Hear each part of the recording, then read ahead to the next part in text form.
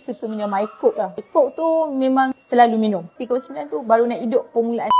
Umur puan sekarang berapa? 39. Kencing manis. Kencing manis dah berapa lama ni? Sejak tahun 2020. Dapat tahu ada kencing manis sebab kaki kiri ni melecet. Pergi klinik, ambil ubat semua, still dia macam berair, tak ada kurang. Check gula masa tu 23. Kaki belah kiri ni jari 3 dengan 4 dah buang. Bukan kaki kiri tapi kaki kanan yang kena potong sebab ini yang problem teruk. Dulu waktu kerja tu suka minum air Coke lah. Masa belajar dulu selalu stay up minum air manis lah. Tak kira lah air tin lah. Coke tu memang selalu minum. Tak boleh cakap lah, sedih lah sebab kaki anggota yang paling penting kan. 39 tu orang kata dah berumur, tapi untuk saya 39 tu baru nak hidup permulaan tu. Agak sedih lah bila tengok kawan-kawan sebaya yang masih aktif, yang boleh bekerja lagi. Saya agak down lah. Memang susah tapi Alhamdulillah suami dengan adik saya sangat membantu. Dari segi masa menguruskan diri, memang adik dengan suami saya sangat banyak membantu lah. Allah je yang tahu betapa gembira balik lah dapat berdiri berjalan. Permulaan ada rasa sakit lah. Tapi sakit yang tak ada teruk sangat, like je lah. Terima kasih banyak-banyak kepada